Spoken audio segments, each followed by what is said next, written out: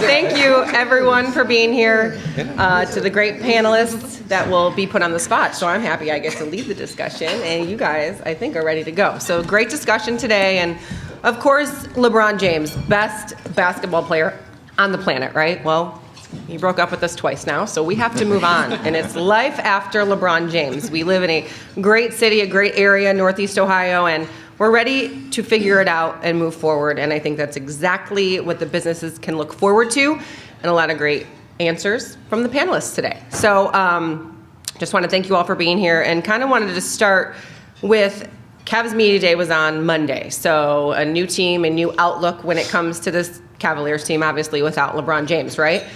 They're not trying to tank the season. Coach says it. Kevin loves the new face. They're buying in now to something, and Colin Sexton gets drafted, right? So there's a future here.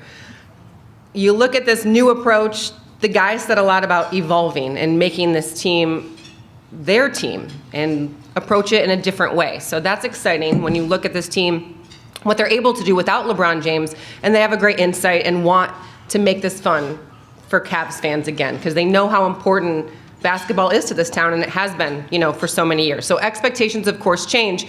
But it was funny. I see Mayor Sellers at Media Day, and he was standing next to Austin Carr, and immediately I said, Mayor, this was like a perfect time to have this event, because Baker Mayfield just came in, and now he's the savior. So there you go, guys. Now you have it. Life after LeBron James equals Baker Mayfield. That's right. And you see it from the jersey there. I didn't even talk with him about this, so this is actually perfect. But He has nothing to say now. oh, he has nothing to say now. Okay, so everyone else. But no, so obviously great to see other sports that are very important. And it is a big blow to not have LeBron James here. So we'll kind of start the discussion today with Mayor Sellers and just life after LeBron James and what it means to you now that it happened. The season is about to start, training camp underway, and what you see it as affecting the economy and businesses. Well, thank you, Ashley. I want to say that the future is bright. I know it always looks dim when we've gotten used to winning. We've got used to going to championships, and people have kind of forgotten what it used to be like around here, right? And so LeBron is moving on, and we wish him well, but I would just tell you, in all sports, now the word opportunity comes into play, right?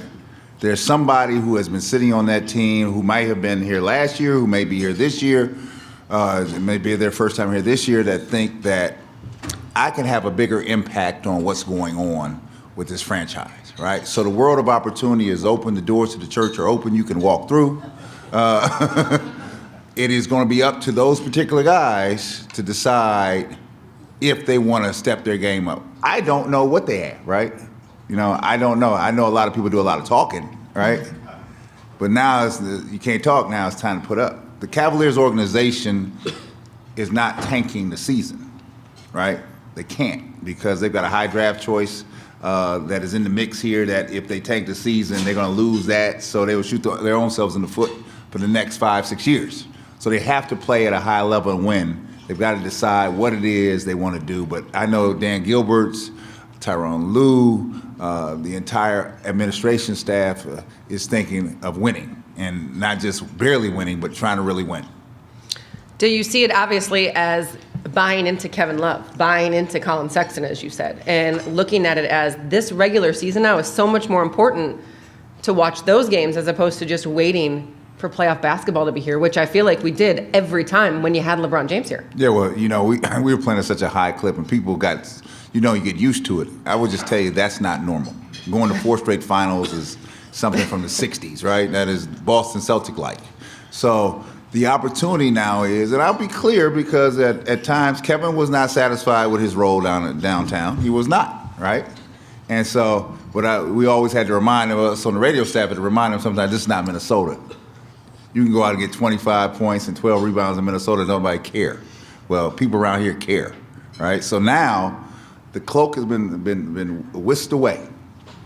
You're on Front Street now, you're on Broadway, right? Here it is.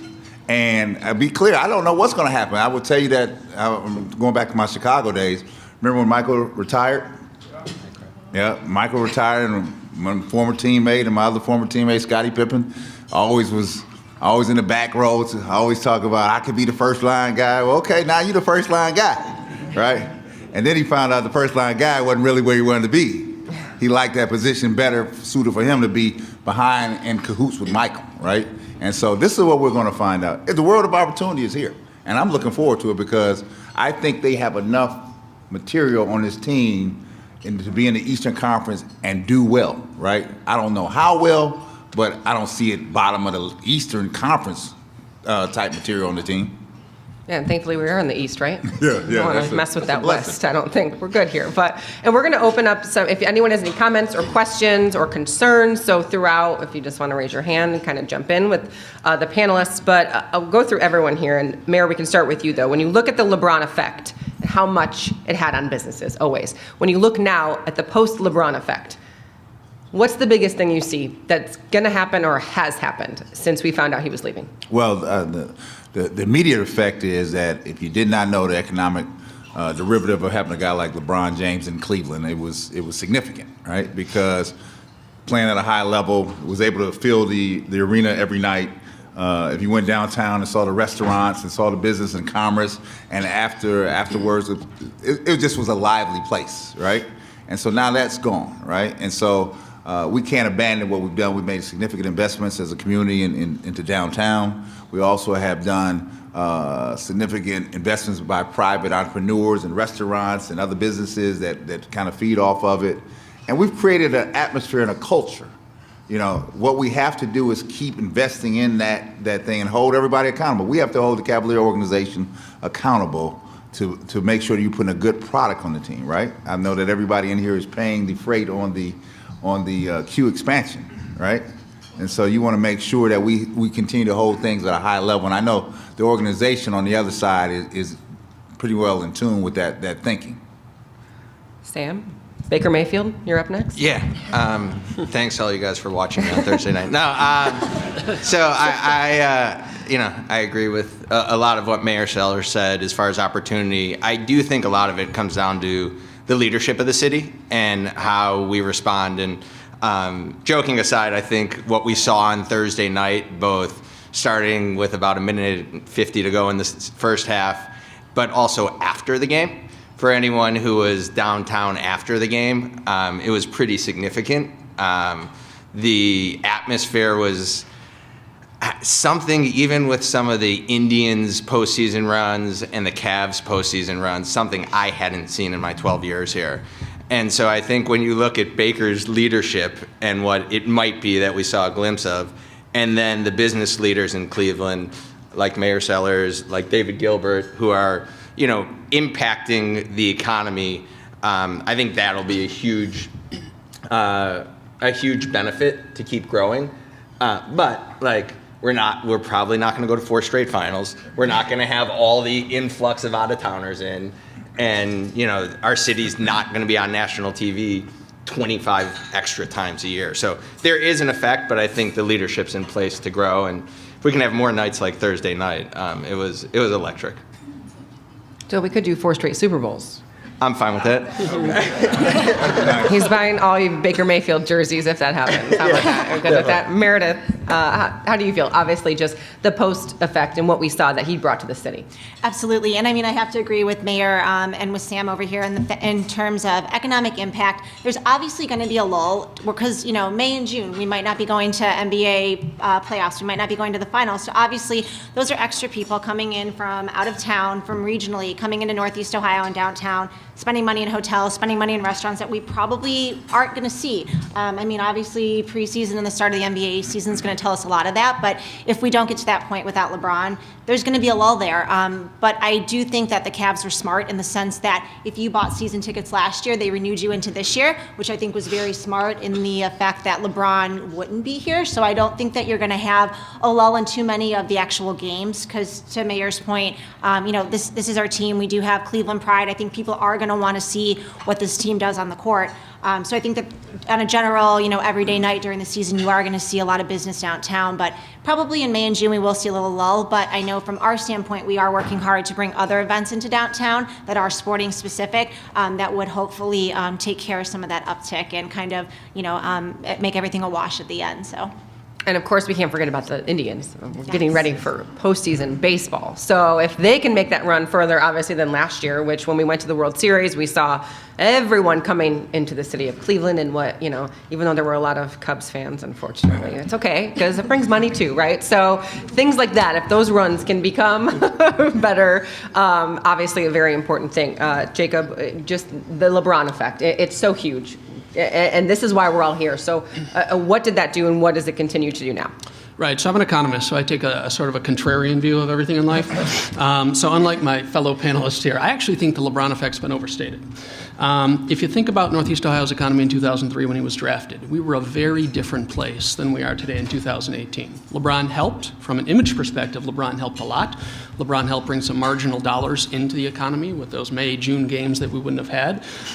But when you think about economic impact, there are kind of three layers you have to think through it, right? There's the local impact. Those businesses that thrive off of Cavs games, sellouts, obviously going to be affected, and they need to strategize about how they develop new ways to attract people, and they should have an easier time doing that, right? Downtown Cleveland's population is growing, businesses are opening. It's thriving like it wasn't 15 years ago, so there's that element to it. Second is the regional element.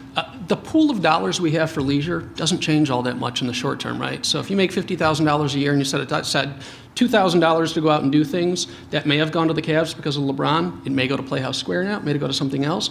But that pool of dollars we see isn't shrinking. Where I think potentially, and you can't quantify it, the bigger impact is the global impact, right? China, by last count, had 116 cities with more than 1 million people. Can you name more than 2 of those? For most people, probably not, right? But every single person in China who's a basketball fan, and they're a huge market for basketball fans, knew where this small town called Cleveland was on the map because LeBron James played there. So I think there are global implications. We do business attraction. Having that to sell was huge. But I think fundamentally, when you think about the structure of our economy and where we are now, transitioning from a manufacturing economy to a diverse economy, we're in a pretty good spot. LeBron helped, but the economic impact from sports in any given year directly is about $700 million. The economic impact of the Cleveland Clinic last year was $18 billion. Helps put it in perspective.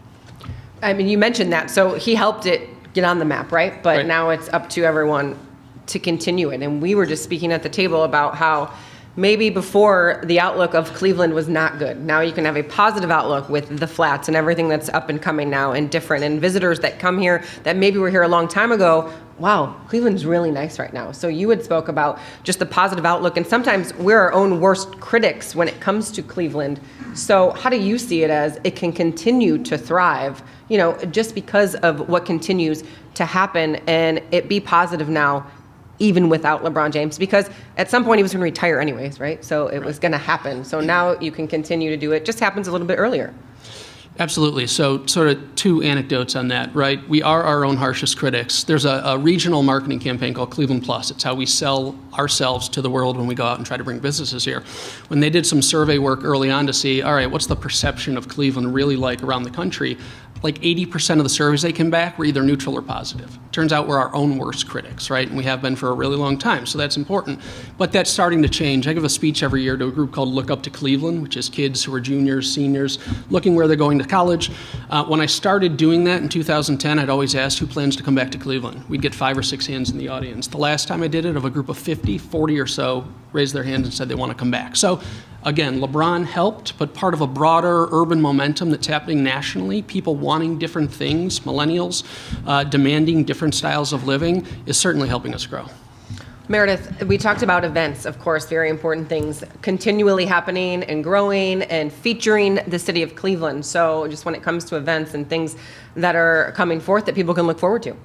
Absolutely. Well, with the Sports Commission, so we bring in large-scale sporting events to Cleveland, and our main goal is promoting economic impact. So pretty much kind of what we all just kind of went down the line and addressed here. So we have 13 events, which are actually totaling $81 million just this year in 2019 in the Cleveland economy. They're all sporting specific, so whether it's an NCAA D2 wrestling tournament or USA Triathlon, which is going to be back here.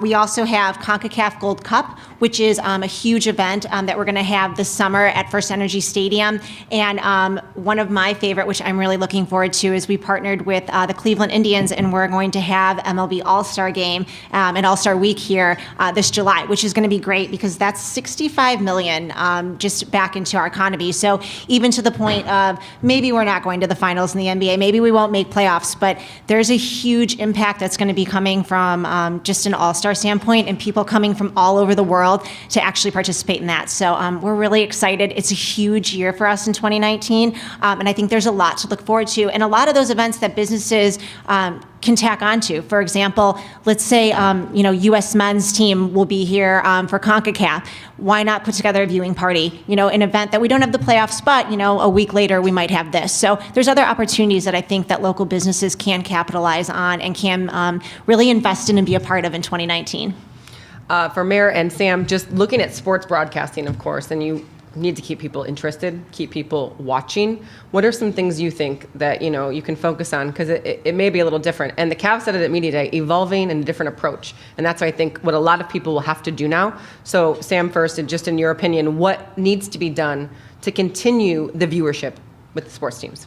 Yeah, so I can speak to the kind of non-on-the-field side of it. And I think sports consumption is at a place where it's now 24/7. Wherever there's interest and wherever there's hope. We have an NFL draft party, which is not official, not anything other than 1,000 people coming to watch a TV show with us. So I think hope, still is that number one thing that you can have. And the interesting thing about the Cavs this year specifically is, if we had this conversation last year, it was like, all right, we'll sleep through the regular season, we'll get to the finals, and then we'll all wake up. And that's kind of what the city was doing on some level. This year, if I walked around the room and said, name 5 starters, I know someone to my right might be able to do it, and you might be able to do it, but for the most part, I don't know if everyone would be able to name 5, just players. So I think there is overall interest in the Cavs that there hasn't been for a couple of years. Well, I guess I want to follow Sam's statement is that the word hope is really what burns eternal here. It has bled a infusion into this city, into this region. I remember vividly well coming to Cleveland to play the Cavaliers, and this thing was nothing but some folks, right? It was just some folks. It was a home game for me to come home and play. That's what it was, right? And so the energy downtown, the living, the investments, the housing, the investment by private folks to infuse capital into Cleveland. See, it's just not. Things just don't happen. I would just tell you, first of all, it takes good city planning. So I got to give kudos to Mayor Frank Jackson and the city staff of Cleveland because they've made the decision to make the investments into Cleveland. I have to take my hat off to the county, who has been very supportive of all the activities that have gone on downtown. That all bleeds into the region, right? So when we talk about a guy like LeBron James, he's just the cherry on top. You go out of town, everybody knows LeBron James, they know Cleveland. Cleveland LeBron James, they know that fact, right? It is now upon us to take the investments that we have made and then find a way to keep leveraging those. That means we got to hold people accountable, right? It's just like I hold Dave Gilbert accountable to make sure that Sports Mission does its thing, right? I make sure that Cleveland Plus does its thing, right? We have to hold our franchise owners accountable to the fact that you got to put a product out here, right? You can't mail this thing in, right? Because I would just tell you, in the NBA, the way it's set up now, when you're very good and you start to make that transition, you have to go to be very bad to get very good again, right? And so if you don't believe me, look at the Lakers in Boston and how they had to basically go down to the bottom to come back up. Now, this is not Dan Gilbert's strategy. His strategy is we're not doing that, right? So I can't tell you what guys on the roster will be here midway through the season, right? But his intent is to try to get better. And so we have to just keep holding people accountable to the fact that they have to be respectful of your dollars, wherever you're investing, whether it's being restaurants or business ventures, but we have to be respectful of that and make sure that we all are doing our part as well. And I think we're so lucky to have those owners who do invest. And you're right, you have the Indians who consistently another AL Central title, of course. You're going to the postseason again. Josh Donaldson comes in, and I think it's just, they're always investing, so it's good to see. And maybe they don't win a championship. Maybe they lose in the first round, but it's trying, and it's putting that product out there, of course. Now, when I spoke with Mayor Sellers and Austin Carr at Media Day, it was funny because as soon as, and I'll go back to Baker Mayfield again, didn't it just completely change in all of your opinions kind of an outlook that we haven't been able to have because of the Browns and, how awful. We go through it every year. That gave us like this much hope, and we're going to take it. It was half of a football game. We have no idea what's going to happen on Sunday, but from Thursday night until right now, how amazing has it been?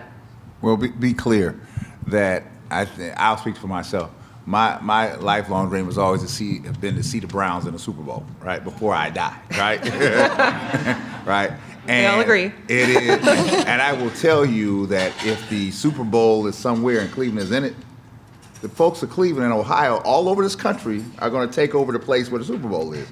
And the rest of the country doesn't know it yet, right? And so when I stack teams here, the one that we hold hope for eternal is the Cleveland Browns, right? And then everybody else fills in after that, and we've all done our part. It's just like now we're looking at the Indians. Everybody's like blasé on the Indians just because they've gotten accustomed to going to the playoffs, right?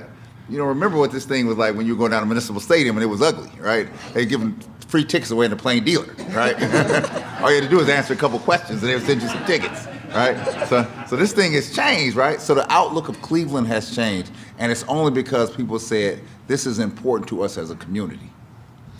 Sam, when you just see, the impact of the Cleveland Browns winning one single football game and what it does is ridiculous, and I love it so much. I was just talking to Megan about what you can sell and what you can do as a business and how you can approach it now. Hey, we won, streak's broken, we're starting over, even if it's only 4 more wins, if it's 5 more wins, just the impact that has.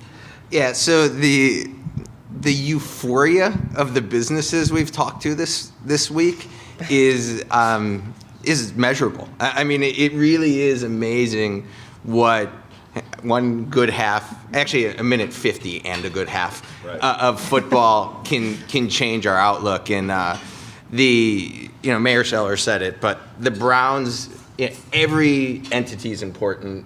What the Sports Commission does is amazing. What the other 2 teams do is amazing. But the Browns are so in their own world. The example I always give that's still fascinating to me is we sent out a poll from the radio station, it's Twitter, and it was April. So it was before the draft, right before the playoffs. Would you rather have the Browns nail their first-round pick? So they're the first pick, which is like a Drew Bledsoe, Matt Stafford. Anyone would say that's nailing the pick, so guarantees you nothing. Or LeBron James stay 3 more years or 5 more years. So that guarantees you the NBA Finals. It was 50-50. So, that's where the Browns are in this community. And, it's different this week. It's just a different week. We won a game. First time in a long time. We still haven't won a game on a Sunday since, I don't know when. I don't know when the last Sunday we won. This Sunday. Yeah, until this Sunday, exactly. So it is measurable. And I'm just happy we had more than a week to enjoy this. Yeah, so it was nice that it was it's too bad we're Thursday. not on a bye. If we were on a bye, I could. No, This is great. Business is booming. Right? So, Jacob, we mentioned great events coming, of course, but you also look at the renovations for the Q. Again, looking at Dan Gilbert and what they were able to do and continuing to make things better. Whether or not LeBron's here or not, it's great. I'm actually taking a tour tomorrow of the Q to see how the renovations are going. Just how can businesses capitalize on things like that are happening in the community? Yeah, so, the Q has, sort of its supporters and its detractors, and you can see points of view on both sides of that. But, I think we can all say that Dan Gilbert has tried to put a very quality product, whether the Q, the Cavs, in front of us for a really long time. I think what businesses can do to capitalize on Northeast Ohio, on Greater Cleveland's success right now, is really focus more on the fundamentals, right? Sports are a component of it as we view it, but focus on all the people living downtown now. Focus on the new businesses that are coming into Northeast Ohio. Like Mayor Sellers said, LeBron was a bit of a cherry on top, right? And there are a lot of cherries, and the Q could be another cherry that's really nice and gives, a lot of really good organizations another thing to sell, which is awesome as an asset. But how do we take advantage of really the structure structural changes we've seen in Northeast Ohio and sell those as assets. One of this sort of weird cynical theory I have, right, that lines up with the Browns since 2003 and making it to the playoffs once is that over that period of economic transition, right, you saw a lot of decline, a lot of pain, but we've come out of it at a better place, right? And I think some of the excitement you're seeing over Baker Mayfield in his quarter, a minute and 51, 57, whatever it was, is emblematic of the fact that we have changed. There's a lot to look forward to, and hopefully the Browns, the Q, others can be part of that positive momentum. Perfect segue, thank you, because we were talking about momentum with Meredith, and you just said how important that momentum moving forward is. You continue to do it. You cannot stop. It doesn't matter now. We got to thrive and continue to go. So the momentum, how important it is for the forecast of things to come in the future. Absolutely, and I think we had a great tagline for it. We said it's not the moment, it's momentum that matters. So what's coming up in the next few years? I'm sure a lot of you guys have heard, but we did receive the NCAA Women's Final Four in 2024 this week. We found out on Monday. So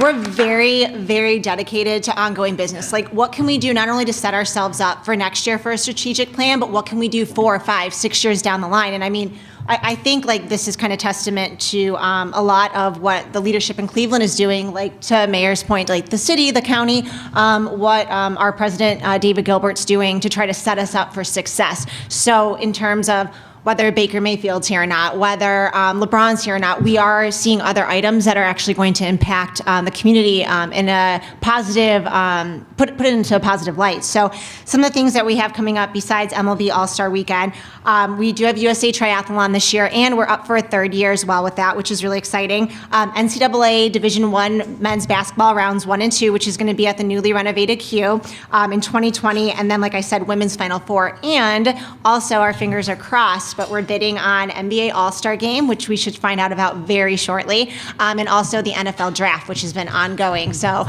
we're very hopeful that we get some of these, and then we always have other things, on the horizon. So I think there's a lot to be excited about, and this is a sports town. I mean, we have sports, we have food, we have beer. Like, that's who we are. And I think it's also time to invest in like some other, other sporting events that we have, just to also get businesses and the community involved and really rally around it and show the world that Cleveland is a great place to be, with or without LeBron. And a great like NFL draft, if we could, with not the first pick.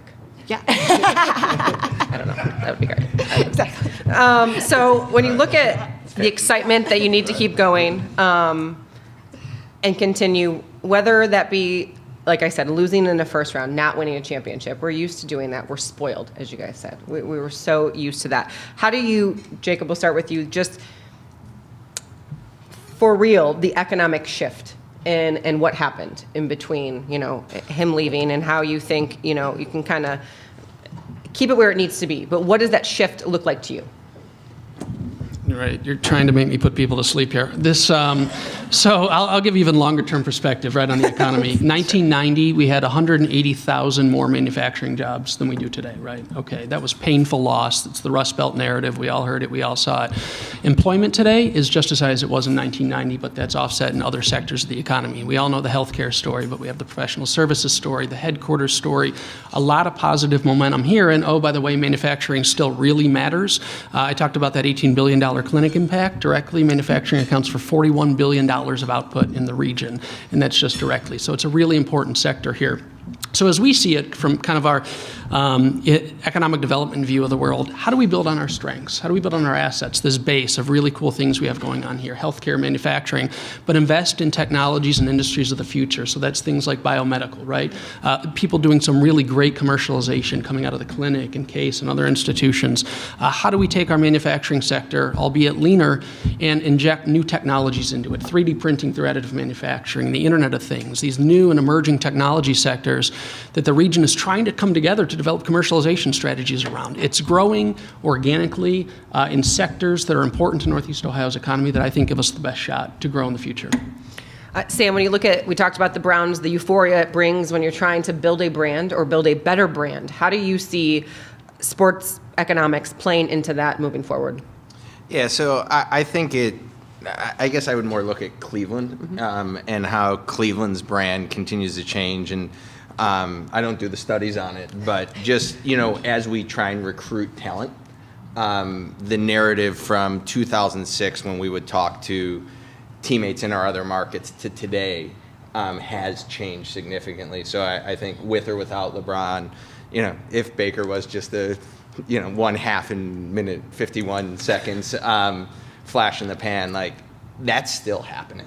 And so like I think as you build your brand in Cleveland, having that talent I think is even more important than is it sports, is it not? And build your brand in sports is a great idea, and I'll tell you all about it if you want.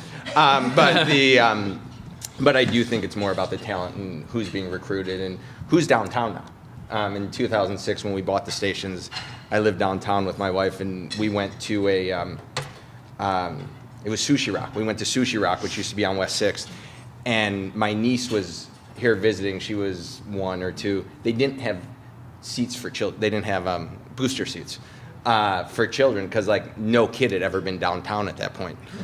So like it's like I mean that's what's gone on that I think ultimately can change. It's a true story. Totally, no children ever. But Yeah. that's fine. I'm glad that there are children downtown. Now there's children downtown. They're living all the there. time. There's dogs. I think people walk them. Right?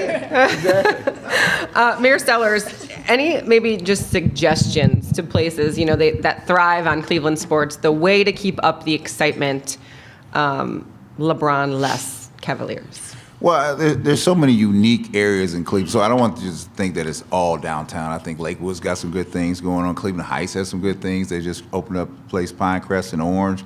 Woodmere has great things going on in Woodmere, right? And so what we need to do as a community is, I tell you, continue to keep the foot on the gas, right? One thing that this community does not do well, that if you're a business owner here and you're looking for your workforce to come to you, right? Where's the real public transportation? Where is that at here in this community, right? Right? That should be on the forefront, just as the stadium is on the forefront, because now we've got to provide business here and business owners here opportunities to bring workers to you, right? So we got to talk about that. We got to continue to work on our development in our neighborhoods. So that's how we're holding our public officials accountable to try to make sure that that's progressing. We have to also continue to talk to your point about our youth, right? You got to continue to invest in public education to make sure that you're giving these young folks an opportunity here to thrive here. And then when you give them opportunities, you got to keep that. You got to find a way to keep that young talent here, right? It can't migrate to Dallas. It can't migrate to Chicago. It can't go to Atlanta. It has some of it. A large percentage of it has to be given an opportunity to thrive here. And sometimes we don't do a good job of always creating the opportunities for young folks to get ahead here, and they find it a little frustrating and try to move. But these are the investments that we have to spirit along with everything else that we're looking at to make sure, and these are things that are always on the table, but they never seem to get done, right? And it's because they don't get done because they're hard decisions to make. Jacob, follow up? Yeah, no, just to that point around talent, we're talking about the impact on businesses post-LeBron, right? And we talked about LeBron's impact and what that could or could not mean. I mean, ultimately, the thing LeBron James could do to leave the greatest legacy on this region, on this community, is his investment in kids in Akron, right? If more people come together to make that type of investment in youth, that's the future, right? That's a talent strategy. That's a workforce strategy. We have 150,000 less people in the workforce today than we did at the start of the recession in 2007. So there's a lot of good, but there are some real challenges. A lot of those people are in some of the worst parts of our community. How do we connect them to opportunity? That, I think, hopefully, is LeBron's lasting legacy to Northeast Ohio.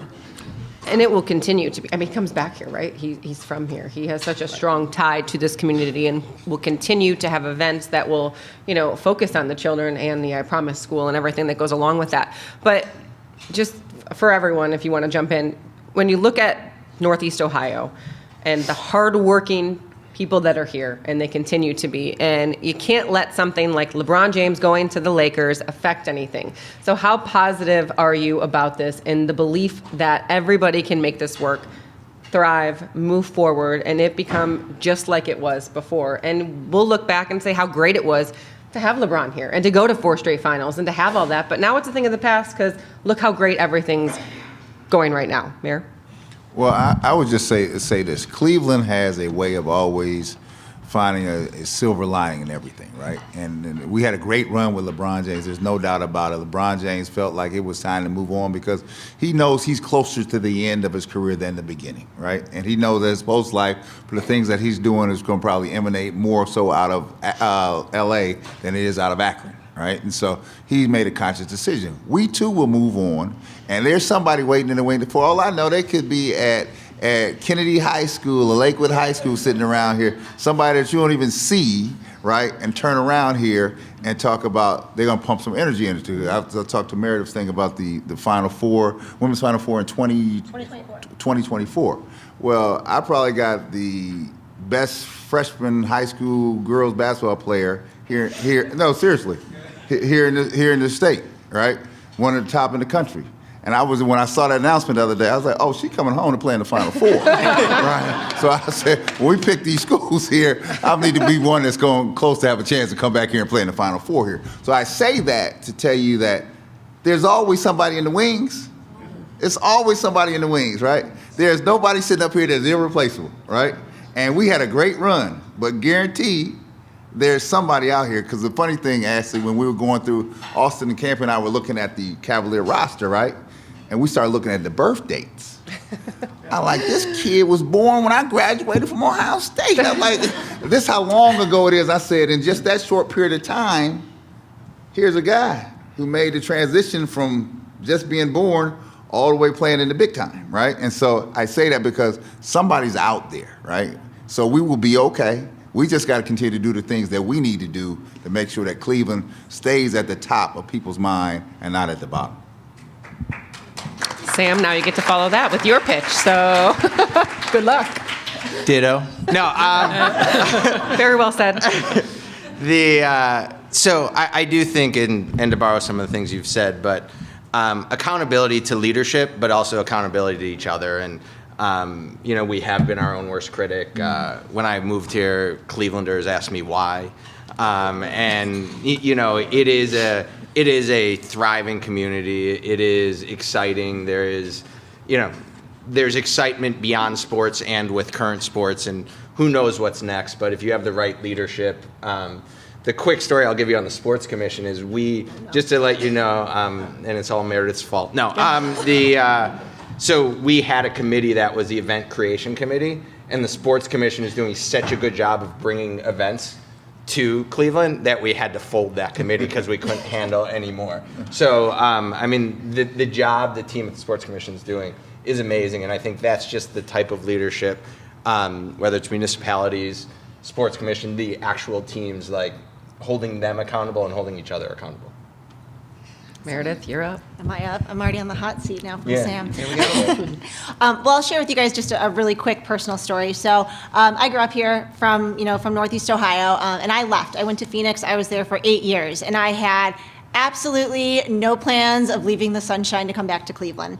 And even though my heart was here, I loved the teams, I had no idea, I had no plans to come back. And I came back, I think it was the summer of 2016. So it was after the finals, all that. Wasn't during that at all. And one of my best friends took me around downtown. And before that, I had worked at downtown at Playhouse Square when it was a ghost town. And I was so impressed with the city. I went back to Phoenix, and 2 weeks later, someone sent me the job posting for the Sports Commission, and I was like, I have to apply. Like, there's no question in my mind, if there's a job marketing the city and doing something to fulfill my heart and my soul, like I'm gonna be back there. And it ended up working out, and I came back. And I left the sunshine, but I have no regrets 2 years later that this is the right place to be. So I say that because I think that we have such pride in our city, and not just in our sports teams, but everything that we do here in Northeast Ohio. That hometown pride is, I think, what's going to not only sustain businesses, but it's going to sustain us, whether we do have another superhero sports star to look up to or not. I think that that's what we have to focus on, is that this is a great place to live, it's a great place to work, and it's a great place to raise families. So I think at the end of the day, sports is a business, it's great entertainment, it's fun, but you have to have a sense of pride in where you live and your community. That was very well said. Two additional points, I think, on that. As an organization, Team Neo, Business Attraction, Business Development here, had our best year ever. We surpassed our jobs goal by 2,000, 7,200 new jobs created and committed in the next 3 years, right? So positive momentum, people wanting to invest, projects like the North Randall Amazon project that we were heavily involved with a lot of other folks in this room. Small signs that we're moving in the right direction, right? So a lot to be bullish about, and I think you've heard that from a bunch of folks here. At a very, very personal level, my wife and I just moved and bought a house in the city of Cleveland because we're bullish enough that, let's see where the puck is going, not where it's been. So, of course, and kind of wrapping before we get to questions or comments from you, I think when you look at Cleveland, the resiliency, the fan base, the loyalty, and it doesn't take a whole lot to make us all happy, I feel like, because it's just those little small victories that you can kind of attach yourself with and really buy into a team, into a business, into a person that is really giving back to this community. And I think it's a great place to live, to be, to work, to watch the Browns hopefully win more than one game and a tie with the Steelers. But I think it looks good going forward, regardless if LeBron is here or not. And like you all had said, who's in the wings? And they can't wait to see what's next. So with that, if anyone, I know someone has to have a comment or a question or anything. Okay, go ahead. We talk a lot about the commitment of the different sports teams and businesses and so forth, but the community has to have a buy-in too. So what do you see is important for the community to buy in and how they're to buy in to support the businesses and the sports franchises? I guess I would say this, that the teams and the organizations have to be committed to the region, right? And not just more than just talk, right? And when you're really committed to the region, there's philanthropic things that you do besides just giving money to organizations. You're there at the planning, you're at the understanding which way that we're looking at really developing opportunity, because the business connection is really emanating from the connection of where the money is, right? So the organizations, sports organizations have an ability to generate a lot of outflow of money, right? And we got to make sure that those investments reach to areas of outside of their normal reaching areas. Let's say to a case, you're a small business owner in southeastern Cuyahoga County, right? And you don't have a connection to the Cavaliers, the Browns, or the Indians, right? We have to make sure that those groups stay connected. They have to make sure they're doing commerce with folks out in that area too, and all areas of the city, to make sure that it doesn't stay centric to the groups that they're used to doing business with. You do that, you're empowering a group. They may go out, they may hire a couple more people, right? And this thing is like a revolving door, just keeps coming, right? But if you don't hold them accountable, then they know not to, well, I'm just gonna keep working with this company over here because, I mean, the billing cycle is good, I know who they are, right? And there's a trust that has to be going on both sides, and we're holding everybody accountable that you're doing your part, because if we do that in the long run, it's better for everybody. Now, when you don't do it, I will tell you, I was playing for the Seattle Supersonics, right? And then the Sonics came to a point where the arena in downtown Seattle was not conducive to having NBA games anymore. So they went to the mayor, the council, the county administration about, let's put a public-private partnership together, put this arena down here, right? This is when I'm going back to your days with the expansion of the Q. Well, the people in Seattle got real cute. The mayor got real cute. The council got real cute in Seattle. Sure did. And then the Sonics said, well, I'll tell you what. We're going to draw a line in the sand. You don't come up with this thing here, we're leaving here, right? Well, let me tell you where the Sonics are now. The Sonics are in Oklahoma City, right? And they did the city of Seattle, the business community in Seattle had no idea what the economic impact was to them until the Sonics left. They're till to this day still trying to scramble to get a team back in Seattle, and it's not going to happen anytime soon. So that's why I said we have to hold everybody accountable so everybody understands what the end game is for not just the people at the top, but for everybody.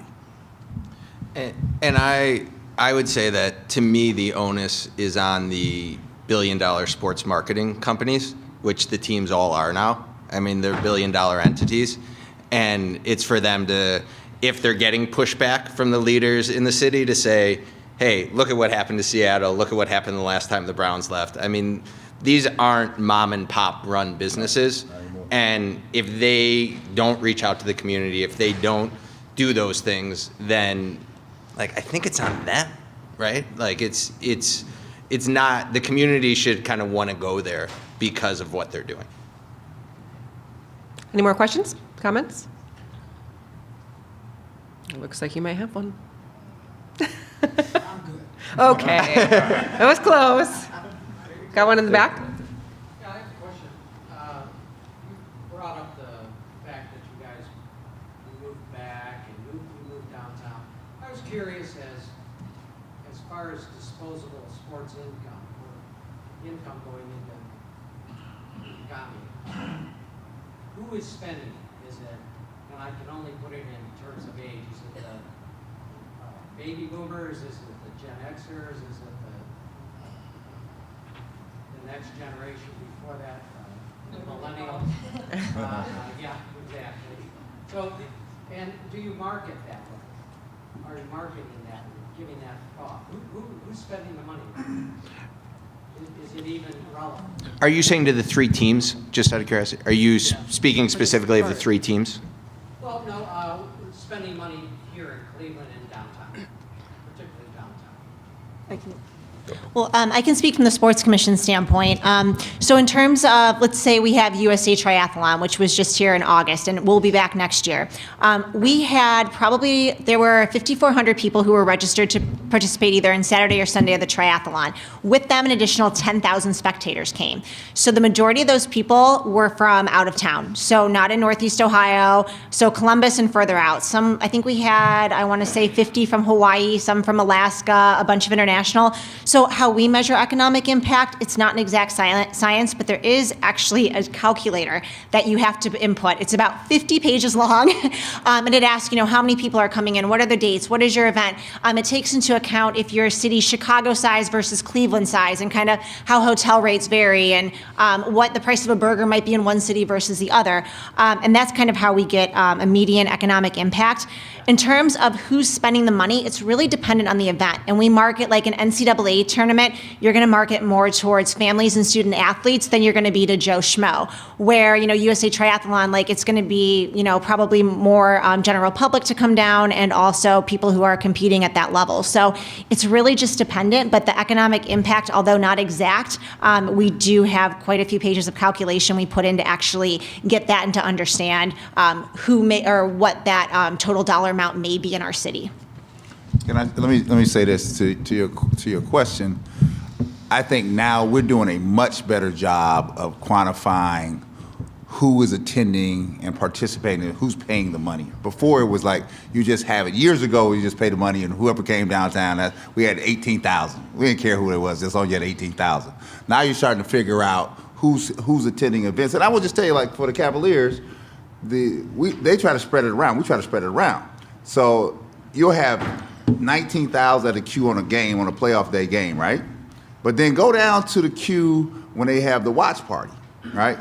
Because everybody can't afford the ticket everybody don't want to be in the nosebleed, right? So everybody want to have a good view, right? So sometimes you just can't afford it, right? And I will find some of the best energy down at the queue is at that watch party. And it is because it's pure fans. It's rabid. They're young. They're able to bring 5 or 6. If you got 4 children, it's a party of 5. You're able to get down there. It's very affordable, and that just emanates around downtown because they go to the queue, then they go out and maybe eat at Wink and Lizard and stuff like that. So there's money to be spread around here, but it's only because I keep saying this. We're holding people accountable that you're not cutting off a sector here, right? A sector of folk here, right? Because in these studies, and I know that Dave Gilbert and Meredith are doing a great job, I'm going to say a great job down there understanding what the demographics of this community are and where they're spending this money, right? Because it needs to be available and affordable to everybody at some level to be able to participate. Well, I was even wondering about Sam with your program. Who you programming for? Who's watching? Who's listening? Who's listening? So for us in Cleveland, it's kind of easy because it's just to the sports fan. Because it really is from birth to death in Cleveland. It makes it really easy. I'm glad we're not in West Palm right now when you ask me that question. So, the Cleveland sports fan makes it really easy, but you want it to be, entertaining. And that's really who we're programming to today. The other nice thing about today is how you listen, right? So when Meredith was in Phoenix, she could listen. Mm-hmm. If you're in a basement that you can't get a signal, you can listen. So you're connecting them to the other people. Exactly. The boomers, they can't even figure out how to get that streaming or anything. Oh, it's real easy now. now it's easy enough. It's real easy. What'd you say? Just a click of a button. It's real easy. I couldn't hear. they resist, the boomers resist that technological advantage, they just won't do it. Many don't. Yeah. So, to me, marketing, which you should do anyways, and especially like 5 years out. Ashley, can I add that if Yep. we have 6 or 7 hours, I can walk through all 50 pages of that economic impact study Meredith talked about. Oh my gosh. So stick around. So much fun. That was Right. awesome. It sounds kidding great. Would you guys myself. like to watch? And I do want to mention that maybe some of the t-shirt companies in town have a new slogan, "From birth to death." Yeah, Cleveland sports exactly. fan. So anybody jump on that. Go ahead. Yeah, we talk about what's happening downtown, but look at University Circle now and all the new housing and things.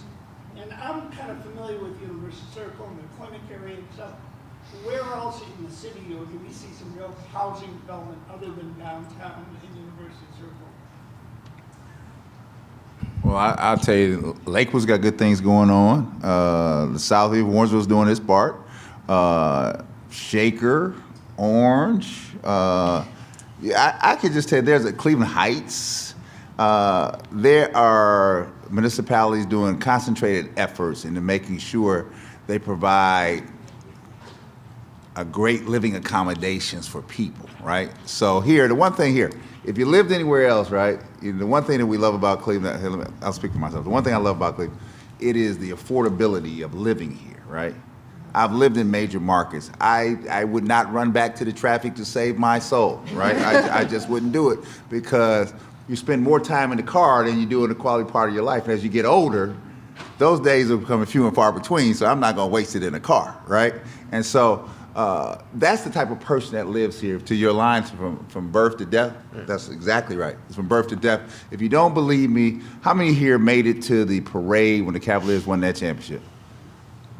That thing, to the day you die, that thing was unbelievable. Yeah. It was, and that's just scratching the surface of what the Browns party would be like. Times 5. That's just for a second win. Right. If they get to 5 wins, I'm not sure what's going to happen. I mean, everybody watch out. Oh, go ahead. Oh, sorry. Oh, I did have a statement too. I did want to say, and I can't speak to housing, but I can tell you from a sports commission standpoint that I know we talked a lot about things that are going on in downtown Cleveland, but we do events further out. For example, Spire Institute up in Geneva, we have outdoor track and field for NCAA, which is going to be next year. We had it in 2017. We also have swimming and diving. So we do promote to the whole region, and that is economic impact to all of the greater Cleveland area, not just downtown. So to your point, it is definitely something that we take into account when we are booking events. And I know that they have watch parties. I mean, they do a great job out in the plaza and then at the Cube, but they have the different location watch parties. Those are always, when playoff wise, so that's nice to get out in the community, not just downtown if you're not able to make it there. Go ahead. Yeah, my question was pretty much for Jacob. You were talking about statistics and data and stuff like that. But when you have a situation like we're talking about here with LeBron's departure, but when something like that happens, do you all, Team Neo, Destination Cleveland and others, do you convene any meetings to have a conversation about what's next? And if so, how high does that go? Right. So I'll speak for Team Neo, not Destination Cleveland, and I'll leave that to Meredith. No, we don't, and I'll tell you why. I've been at Team Neo for 10 years doing business attraction, business development. Never once has a company chosen to come to Northeast Ohio or grow in Northeast Ohio because LeBron James was here. So for our business model, it's selling the fundamentals. It's selling the labor. It's selling the cost. It's selling the quality, it's selling supply chains. It's selling real business fundamentals. If a company ever made a decision to come here because of LeBron James, they probably wouldn't last very long. And from a sports standpoint too, I don't think we've ever used LeBron to market anything. We work very closely with all 3 major teams, and then in addition to like the Rubber Ducks in Akron or the Gladiators, the Monsters, depending on what the event is. But we never actually have used like this person as the face. We've used people like Stipe if like we had wrestling, which was coming obviously like because he's UFC, but. Yeah, we haven't really done anything like that. But like the renovation of the Q obviously was a huge hot button issue for the 2024 Women's Final Four, or it was also included in our All-Star bid, which everyone keep your fingers crossed for that. So stuff like that, we're using buildings and venues in our community more so than we're using specific players. One quick follow-up from him. Go ahead, yeah. The big banner, the Sherwin-Williams banner of LeBron coming down, what do you think should go up? Yeah, right. Sid. Yeah. Baker. Look they were all just trying to give away the microphone on that one, so. I think it's just like, what is it now? The community, Yes, it's right? the community. Just community. So it's perfect, right? Compilation of little tiny pictures that make up. All right, so no one had to answer that, so that's nice. No more putting anyone on the spot. Okay, so thank you all for joining us. I think a great insight from the panelists, so thank you, everybody. Enjoy the day. Go Browns. Feel a second win coming.